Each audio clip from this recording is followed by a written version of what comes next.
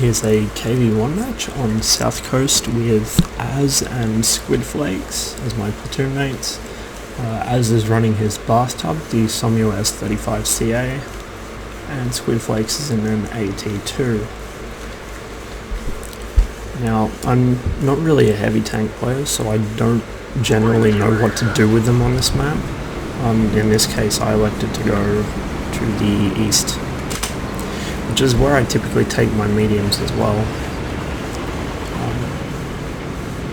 I prefer south spawn on this map, simply because if you're in a fast tank, you can rush to the corner at E7. But I'm not in a fast tank this match, so it doesn't matter anyway.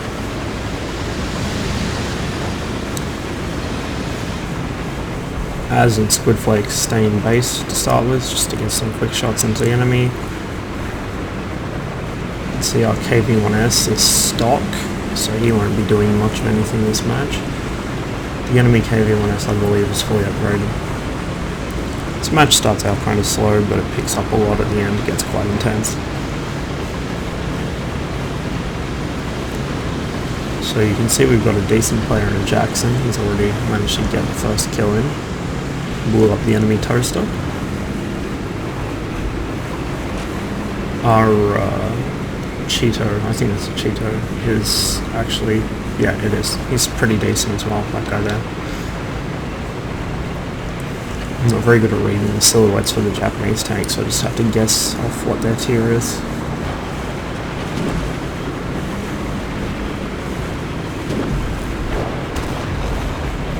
So the enemy TDs have been removed from that central ridge, so I decide to push in through the middle while it's still open. Never snapshot, or that happens. Then I didn't even track him actually, just bounced. I was hoping for a 0 damage track at least, but somebody else is dealing with him. An angled KV1 is just too difficult to pen at this range.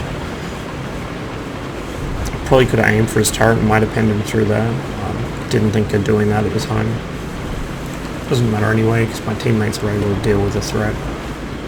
So I push in. I'm going to tag this guy as he runs away. And then I dive down into the middle. I'm looking to get that other KV1. And then, oh look what I found, an Arda. So, definitely going to take him out. And the Churchill appears to be engaging those guys in town along with the M4, so I'll ignore them. This guy I'll deal with. It's an 82, doping with the 3.7-inch howitzer, and he is firing HE. So he's not going to do a lot of damage to me per shot, but he's going to do damage every shot. So you can see he was only doing about 87-88 damage per shot there with HE. If you're going to derp with HE, don't shoot in front of a KV1, it just doesn't work. Maybe if I'd been a puppy and not been able to deal with his armor, that would have worked for him, but unfortunately for him, I both have the Top Gun and I know how to play, so. Our other KV1 pops around the corner. I'm sort of considering targets here. The enemy KV1's not a threat, the Hellcat is. Unfortunately, I forget how much alpha the Hellcat has compared to my hit points, and take a massive hit. KV1S comes down, and thankfully snapshots. If that had hit me, I'd be dead. So I quickly work him down while he's on his reload, which is about 13 seconds long, and then this guy rolls up. So it's looking kind of dire for me in this other KV1 here. Use him as bait for the Hellcat while I get shots in. Jackson has our backs. And then this happens. I forgot I had manual extinguishers on some tanks still, mostly tier 5 and under. So there was a bit of a delay in triggering that. Turn around and Commissar the Cromwell, trying to sneak up behind me. And then I got to deal with this guy. Other KV1 manages to tag him. He was shooting heat. Had he actually shot HE, he would have killed me. So the one time it would have been correct to shoot HE at me, he didn't.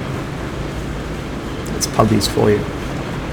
So I'm sitting on 1155 damage.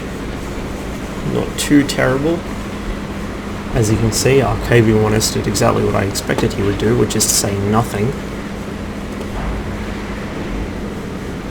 Myself, the other KV, the Cheeto and the Jackson did a lot of good work this game.